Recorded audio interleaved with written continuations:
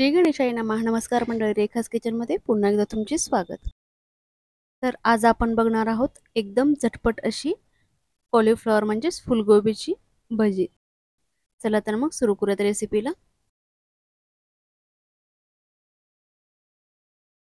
तर इथे मी एका बाउलमध्ये बेसनचे पीठ घेतलेलं आहे आणि एका बाउलमध्ये कॉलीफ्लॉवर असं कट करून घेतलेलं आहे. ते आपण आता स्वच्छ धुवून घेऊयात.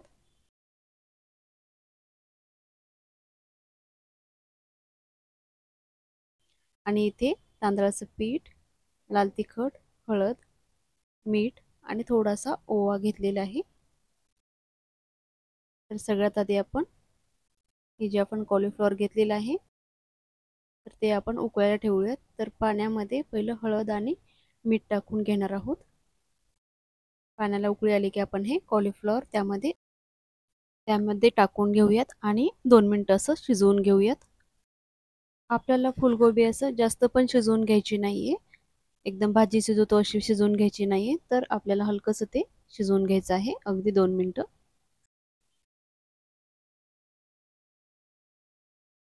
कारण ते तळल्यानंतर पण थोडंसं नंतर चांगलं शिजलं जाईल, त्यामुळे थोडंसंच आपल्याला हे शिजवून घ्यायचं आहे. असं आपण थोडंसं हलवून घेऊयात. वरचा कोबी वरी राहिला आणि खालची शिजली जातील, त्यामुळे थोडंसं असं हलवून घेऊयात. आणि हे शिजेपर्यंत आपण भजे बनवण्यासाठी लागणारं बॅटर तयार करून घेऊयात. तर इथे मी बेसन पीठ घेतलेलं आहे आणि त्यामध्ये थोडंसं तांदळाचं पीठ, लाल तिखट, हळद, मीठ आणि थोडासा ओवा टाकलेला आहे. आता आपण हे सगळं मिक्स करून घेऊयात. आता आपण हे सगळं बेसनच्या पिठामध्ये टाकून थोडं थोडं पाणी टाकून असं मिक्स करून घेऊयात आणि चांगलं बॅटर असं आपण बनवून घेणार आहोत. तर तुम्ही बघू शकता, तर अशा प्रमाणात हे आपल्याला पाणी टाकून चांगलं बॅटर बनवून घ्यायचं आहे. छान प्रमाणात आपलं असं हे बॅटर बनवून तयार झालेलं आहे. थोडंसं पाणी मी अजून टाकलेलं आहे, म्हणजे आपल्याला यामध्ये कोबी असा बुडवून असा टाकता आलं पाहिजे, जास्त घट्ट पण नाही. इतपत आपण हे त्याला बॅटर सैलसर असं बनवून घेतलेलं आहे आणि ते 10 मिनिटासाठी रेस्ट होण्यासाठी ठेवून दिलेलं आहे. तुम्ही इकडे कोबी पण बघू शकता, चांगला शिजलेला आहे. तर आता हा मी काढून घेते आणि 10 मिनिटानंतर आपण याची भजी बनवायला घेऊयात. तर एकीकडे तेल पण मी तापायला ठेवलं होतं.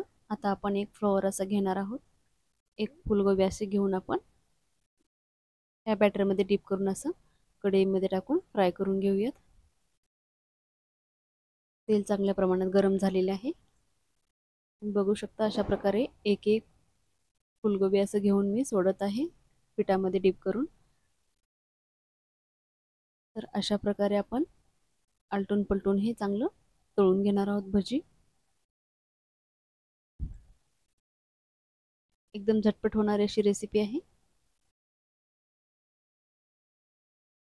आणि तुम्हाला माझे व्हिडिओ आवडत असतील तर नक्की व्हिडिओला लाईक करा, शेअर करा आणि चॅनलला सबस्क्राईब नक्की करा अशाच सोप्या सोप्या रेसिपी पाहण्यासाठी. तर अशा प्रकारे आपण हे आलटून पलटून चांगली भजी तळून घेतलेली आहेत. तुम्ही बघू शकता छान अशी आपली भजी तयार झालेली आहेत. आता आपण हे काय टिश्यूवरती काढून घेऊयात. तर अशा प्रकारे आपण बाकीची भजी पण तयार करून घेऊयात. तुम्ही बघू शकता आपली सगळी फुलगोबीची भजी तयार झालेली आहे.